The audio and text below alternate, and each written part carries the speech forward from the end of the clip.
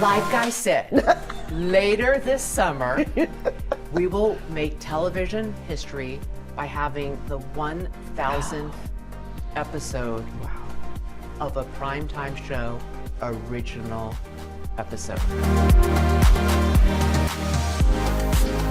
She's the face of one of the biggest TV reality competition shows in the world, and she is behind the iconic catchphrase, "Expect the unexpected."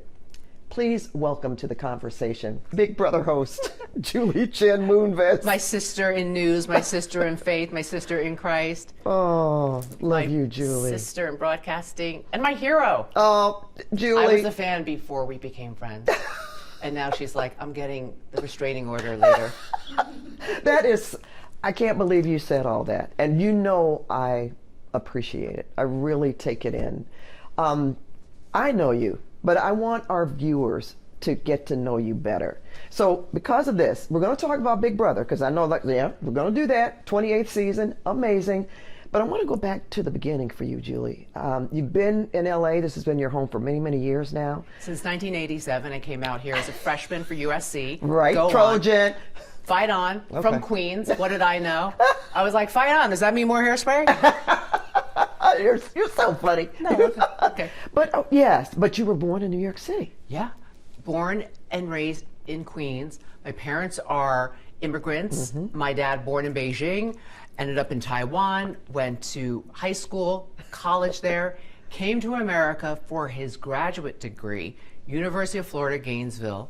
Wow. In engineering. Dating my mom for 10 years by writing letters. She's born and raised in, even though she's Chinese, I'm 100% Chinese. Yeah. She's born and raised in, then it was called Rangoon, Burma. Now it's called Yangon, Myanmar. And then she came to this country for her graduate degree, for her MBA, Wow. University of Tennessee, Knoxville. And then they got married and had 3 girls in Queens. Oh, what a story. Yeah, and I'm the youngest of 3 girls, so like. You always talked about your sisters. Yes. I remember that. Mandarin was my first language, but having 2 older sisters, they brought English in. Okay. And then, you know, going to public school in Queens, I suddenly went from having a Chinese accent to a Queens accent. So you are a New Yorker. I'm a New Yorker. Forget about it. I mean, don't worry, I won't drop any curse words, which is just good morning in Queens. Oh, I love that. I love that. So we're getting an idea, getting a glimpse of your childhood, being raised in Queens. Great time? Good time? Fabulous time. I just said this to my mom, who just celebrated her 93rd birthday. Oh, God bless her. I was Happy so birthday. proud this past 4th of July, so proud to be an American, so proud that my parents send me and my sisters to public school, PS 209 and junior high school 194, because it was mandatory that we always had to say, I pledge allegiance Right. to the flag. And then I said to my son, because suddenly, Charlie. yeah, I said, Charlie, did I make a mistake? Not sending you to public school? Recite the Pledge of Allegiance. He's like, what? Huh? And he's, 16. I'm like, never mind. But that's something we had to do. I did that too. Love it. Yeah. And I love when I go to the Hollywood Bowl and we're singing, the national anthem. I sing it proudly. Oh, yes. I'm Yes. just like, and I face the flag and I put my hand over and I'm just like, yes, Lord. Thank God you're sovereign. Thank God you're in control. I have faith and I have hope. And I pray I have patience. Yes, that's very, very important. So that kind of upbringing, what made you decide, Julie, that you wanted to do this news thing? My 2 older sisters, I'm going to be honest, they were best buddies. And there was, if anyone who has a big sister, there's a little bit of bullying, right? There's a little bit of, like, you can't hang with us. You're annoying. Right. Stay out of my closet. Right. So, I became my mom's buddy. So it was like the 2 older sisters like this, and then my mom and I were like this. And I'm a rule follower. And my mom said to me, when I was in junior high, we saw this woman appear on local news in New York City named Heidi Tom. Heidi Tom. And my mother said, what? Now, prior to that, the only Asian faces you saw were like Saturday on the independent station, some kung fu movie with bad subtitles. And it was like, hello, cow. And it was like, whatever it was. And then sometimes it would break out into I don't even know if it was Chinese or Korean or Japanese. And my father used to say like, "Gong Kwai Lai, Gong Kwai Lai, Ben Fao Ren Zai Jian Si Sang," which means hurry up, come here, hurry up. There's an Asian face on the television. And we'd be like, oh, the one TV. And then when we saw Kaidi Tong speaking English doing the local news, my mother said, "That's for you." Oh, and I wow. just, rule follower. Okay, Mom. And then I went to USC for journalism, hoping and praying one day I could just be maybe a local news reporter in New York City, my hometown, or maybe here in LA where I had roots because of college. And God said, look at you. So we have your mom to thank for that. She planted that seed when she saw Kaidi Tong on TV and said, "Julie, you should do that." yes, my mom and Kaidi Tong. And the truth is, she was like, I was like, "Why?" She goes, "Well," she goes, "you like to wear pretty clothes and you like hair and makeup." And she wasn't even letting me wear hair and makeup, you know? I mean, wearing hair. She didn't let me we do wear hair now. We do wear hair now. Ow. She didn't let me wear makeup until once a week, 8th grade. And then maybe, I don't even know, 9th grade. Maybe every day, but my parents are old school strict. But she was like, "That's a good job for you. You can wear makeup every day. You can wear nice clothes. You know, you have lots of questions. You're very curious." So she knew her daughter was smart too. Okay, that's and boy, how right on was she with that. Or maybe just very vain, she said. Well, that's all good too. You know, a little bit. You know, she gives you that confidence. It also makes you care. Yeah. Vanity to a certain point, right? I always say love one another on Big Brother. You got to really look at the heart, because you could be beautiful on the outside or you could be like a really handsome guy. But after one conversation, if the heart's not pretty, all that exterior, to me, goes down the drain.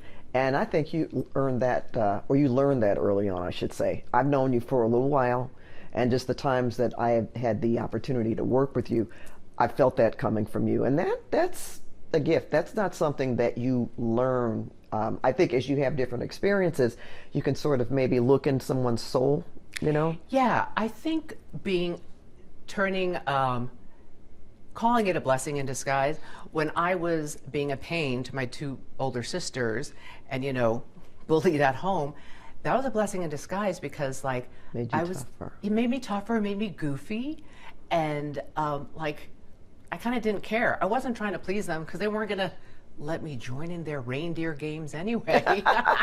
So I was like, I just gotta be me. Oh, they're like, "Okay, you be me over there." I was like, okay. You could carry a tune also. No. That was pretty nice right there. It wasn't bad. But that's, I don't know, divine intervention. But wait a minute, you know, when we get to the talk, I do remember all of those pantomimes. Every year, right? You played quite a few characters. You did it so well, too. Oh, I had an amazing team, and a team, and a great showrunner who believed in us girls. Whether he said, "You guys are dressing up like the cast of the Brady Bunch," or Hunger Games? Yep, Hunger Games, or Facts of Life, for those, if you know, you know. And who'd have thought, Mrs. Garrett, I think I played Mrs. Garrett. Who knew she was Chinese?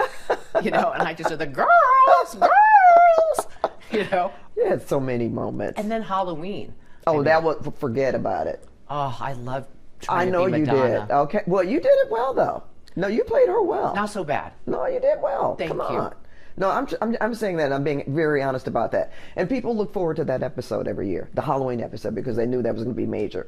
But I want to go back a little bit, Julie, because I'm hearing you talking about your mother and the values that she instilled in you. And she talked about dressing up and looking good and the whole 9 yards. But I don't want people to get the impression that you just really kind of skated through this whole thing. You did have some challenges as a reporter. Yes, I have to say a few things. My mother raised us 3 girls like men. She said to us 3 girls, "You want a future, you want a career, you got to go out and get it. You have to make your own living." She said, "Number 1, you're all going to college. Number 2, you're going to college away. You can't be bringing your laundry home on weekends." So I went from Queens to LA. My mom is so old school. This is how she dropped me off at college. LaGuardia Airport. like pull up to the curb. Like I went out with my suitcases by myself, and it was sink or swim. And I owe so much of my upbringing and why I am here today, of course, to God, but my mom saying like, your father and I are not going to support you. You have to make your own living. You have to go out there and get it. It wasn't about like, oh, marry a doctor or a lawyer or, some successful. She was like, no. In fact, I never wanted to get married. I never wanted children.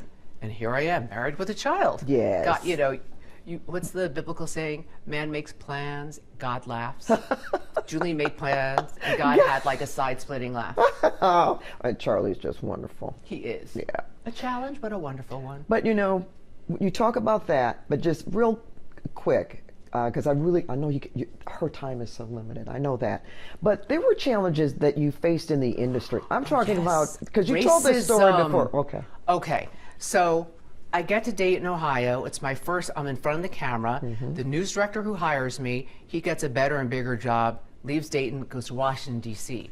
But when he first hired me, he said, my vision is the morning anchor becomes the main anchor, because the main female anchor was retiring. Honestly, I think he was making her retire, because she was a legend in that town, and he didn't hire her. You know how it goes in this business.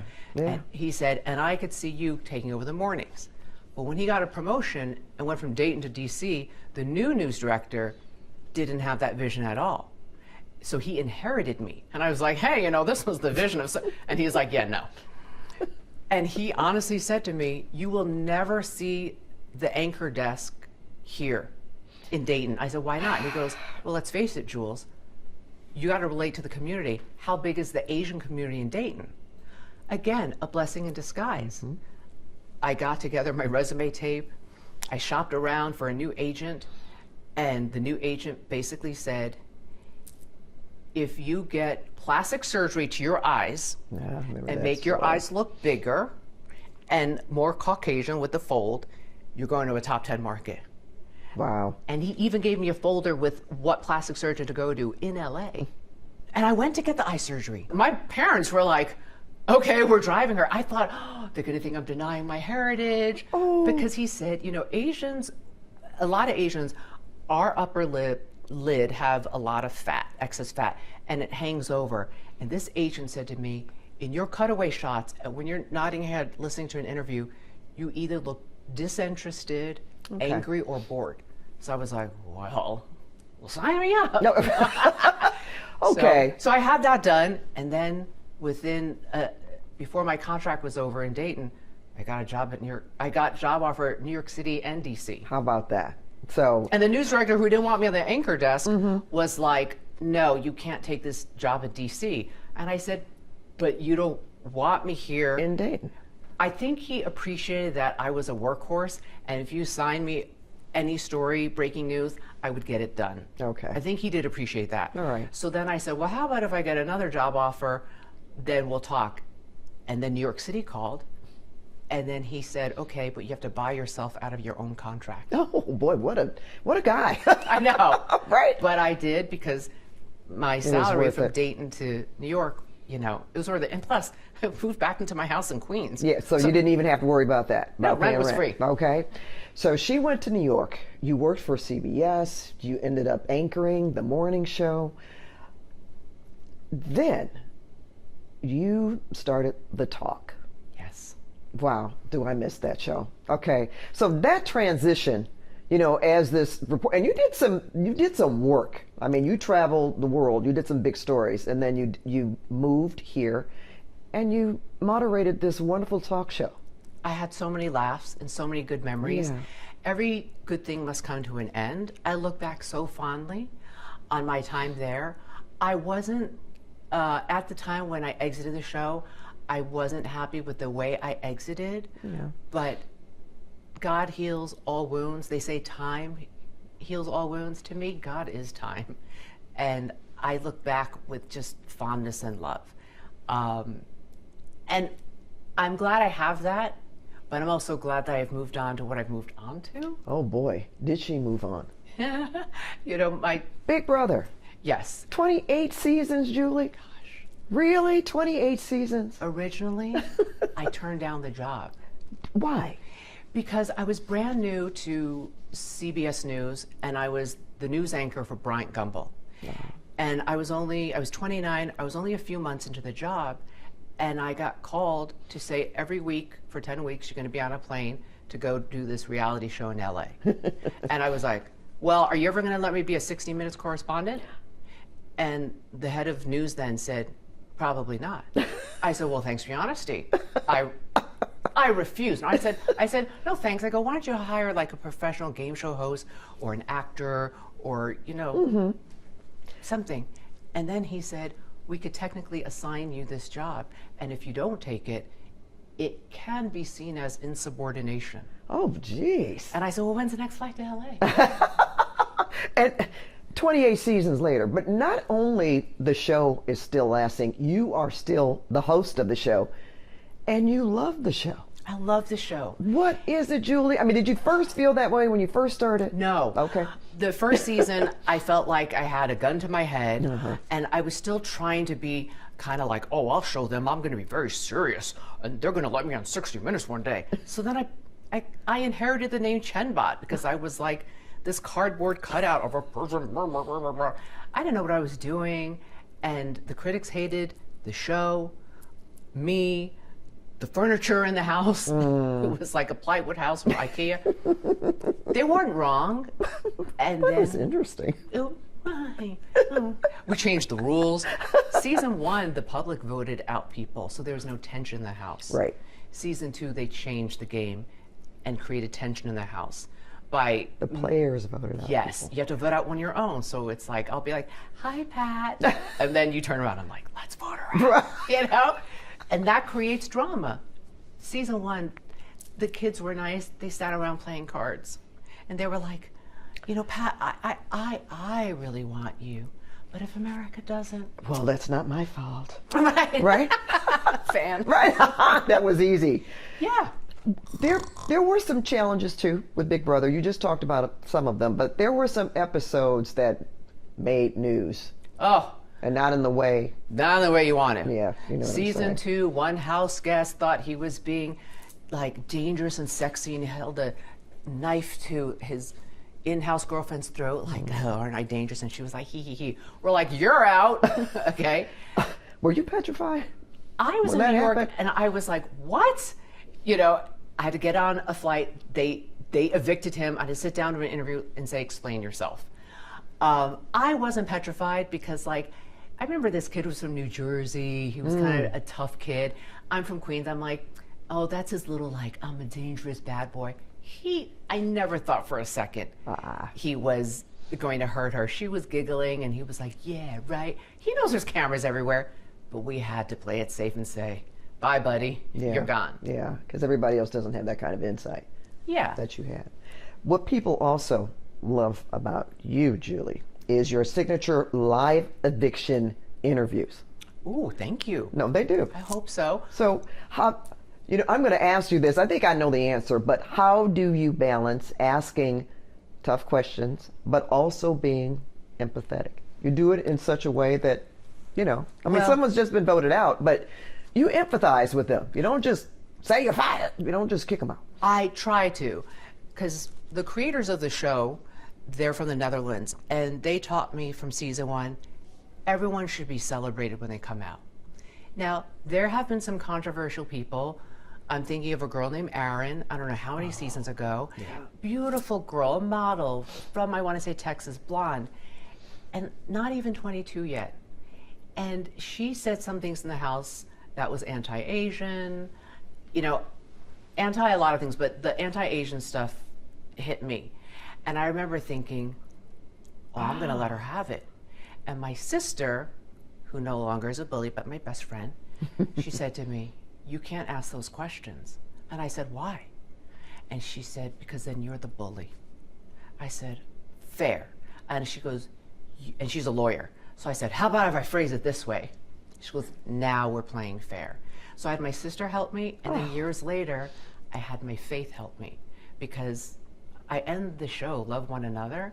If I can't display that, then I'm a hypocrite. I have to give people, Yes, I have to give the Grace. audience, I have to give some grace, right? Yeah. And you also have to voice the same questions that the public has. So I think with wonderful producers, we go over the questions ahead of time, but it's a live show. I think with my background in news, I know how to maybe That's not the ticket. do what they asked or something we didn't talk about and go with what Holy Spirit is telling me to do. I love this. I love this. Yeah. When did you find your spirituality? 2018 when I left the talk. It's always not always. For me, it was in my darkest days of like, why did this happen? Where like you get down on your knees and suddenly you're like, are you there, God? It's not me, Margaret. It's me, Julie Chen Moonves. Can you hear me? Judy Bloom joke, if you know, you know, if you're a certain age. Me, Margaret. Anyhow, I went to him for help. And when I could sit still and start studying scripture, sit still and hear his voice, but it really solidified in 2020. January 2020, my father unexpectedly dies. My mom moves in with us for about 8 months. The world shuts down in March. My mother and I lean on each other. We start doing Bible study, Zoom classes together, and that's when my walk with Jesus really deepened. And even my walk is so much deeper today than it was this past January. Is that because of the study? Yes, the study. If I know me, if I don't start my day saying thank you for something and then reading the word, you better get out of my way, because I'm like, Jesus, hold my beer. I'm like, Jesus, hold my beer. And it's so like the girl funny. from Queens is like, and then I'm like, breathe. Then I'm like, okay, I hear you, God. Love one another. Give me my Jesus glasses. Oh, this is so beautiful to hear you say this. And I may not be supposed to ask you this question, but I am. Go for the it. Contestants on Big Yes. Brother, do you ever talk about your spirituality with them? I do. And this started just recently where and they have the right to say no. So when someone gets evicted, the press lines up for them. I'm in the press line. And some have said no. I asked them to come on. I have a little show on my Instagram, channel called I've God seen it. 101. Yes. And I'll just say, okay, we're going to talk about Big Brother and your eviction, but first, God. But first, tell me about your faith walk. Do you believe in God? How'd you grow up? Did you go to church? Oh, you're the one of the many families, Easter and Christmas, that's it. And we start talking. And I have to tell you, once you bring God into the conversation, everything changes. Meta World Peace, Oh, yes. formerly Ron Artest. Yes, Ron Artest, basketball. Yes, former LA Laker. Yeah. He was on Celebrity Big Brother, and when I interviewed him and talked about this, he goes, I could talk to you all day about my faith. I bet he could. Because he's like, I've never had this in an interview. And I got to see his heart. See, And I it was love that. beautiful. I love that. And that's not necessarily something that we went round about when I guest hosted. And I want to thank you for all the times you had me come back on the show, but we didn't really get into that religious piece. So I wanted to ask you about it. That wasn't me then. Okay, Because you that know what? wasn't That's me another then. thing. You're so freaking honest, Julie. My husband always says, you're genuine. That's good. Oh, he said authenticity. Okay. Genuine or Authentic? Yes. authentic. He goes, you know why? He goes, because you're authentic. He has told me. So when we did the talk and we did with no makeup, he's like, mm-mm. And I was like, what do you know about television? Right. And then when I said, my secret I'm going to reveal at the season premiere is that I had plastic surgery on my eyes. And he goes, that's a terrible idea. And I was like, well, it's a good thing you're not running the show. And then we did it. And all of a It's one of the sudden, best. And what did he say about it after that? he goes, I guess I was wrong. And I Oh. said, and then suddenly, I see Diane Sawyer doing it on ABC Network News, on World News Tonight, blah, blah, blah. I had strangers, women, Asian women, strangers come up to me and be like, girl, you set me free. My husband doesn't even know. And I was like, what? And it was so fun. Barbara Streisand, I'm at a dinner, and I don't even know her. She goes, Julie, tell me about your eye surgery. Wow. I was like, well, Babs, Listen. But you were such a trendsetter, and you still are a trendsetter. But I'm just going to say that show opened up a lot of talk like it was supposed to around the world, and especially meant so much to women. It obviously changed a lot of women's lives. I hope so. No, you did. For the on. better. I hear conversation all the time about the talk. I do. And people miss the show. There's no question about that. But because of all those things There was along a lot. the way. Yeah. And the reveals. But you learn things as well. Come on, you did. You know, hey, I'm going to just put it out there. You know how, like, hey, Hawaii Five-0 came back and a new cast. You never know if a new version of the cast. Tomorrow's, you know, Cheryl Underwood. Tomorrow's Julie Chen Moonves. Tomorrow's Aisha Tyler. Whatever it is, maybe it comes back and me and John Redmond are the showrunners. That's what I was about to say. He and I will What a great co-run idea. the show. Great idea. Yes. Okay, Big Brother. You see, I'm going to circle back to Big Brother. What do we need to look forward to? Because, I mean, it's always something every year. You don't last for 28 seasons, and there's not something that grabs people. We will make television history by having the 1,000th episode Wow. of a primetime show original episode. I mean, yeah, you know, Big Bang Theory, whatever, all these other, I Love Lucy, reruns. I'm sure they have millions of episodes. But It's not a not rerun. 1,000 original. Yeah. Live. So that's something to look forward to. What they're planning, I'm not sure. I have my own ideas. I would love somehow a wink and a nod to every single house guest that ever walked through those doors. That'd be great. You know, whether they left because we evicted them. There was another house guest, her name is Shima. We evicted her because she broke a rule and threw her microphone into the jacuzzi. Okay, Shima. But I say, you know what? Love one another, redemption, come on back. And I wish everyone well. And why not, right? Yeah. That'd be beautiful. But we hope that happens. Now, I know you have to go, but I do want to ask you, these are really rapid questions. Can you do that, Julie? Yes. Okay. Now, the first question is, if you were a house guest, would you lead an alliance or play under the radar? Under the radar, boring. Because I don't lie. I'm a journalist like you. I don't lie. I can't ruin my credibility. I just be like, anyone want to play cards? I'd be like this. The only book allowed in there is the Bible. I'd be like, anyone want to do scripture reading with me? Scripture, anyone? Scripture? That's really good. Which house room would you spend the most time in? Ooh, the one with the thinnest walls where I could not be seen, but I sure can listen. That's the I think journalist that's in you. upstairs because you can't see, but voices carry. So if someone's in the kitchen, you can hear it. So I'd be hanging upstairs, Okay, all right. like where the chess game is. Okay. Do you play chess? Yes, Of course you do. love it. Would you rather win HOH or the power of veto? Power veto, no question. That's where the power is. Got it. You get safety. HOH, head of household, you get blood on your hands, Okay. and you make people angry with you. That's easy. No thanks. An eviction vote that surprised you. Oh, that's a good one. I guess season 3, Marcellus, because he had the power of veto and he chose on live television not to use it. And I'm going to defend him. It was brand new season 3, and he didn't realize. He believed his friend in the house, Amy, that he was going to be safe. So that surprised me. And he wasn't. But it was also like, from a TV producer standpoint, it was like television gold. Yeah. It was not a wise move on his part, but TV gold. It was like, what? You know, I could hear the people at home go, what are you doing? So I had to just give him a little in the back of like, what do you think? It was my cards. And he laughed. He lives a fabulous life and hates when I bring it up. So sorry, Marcellus. You know I love you.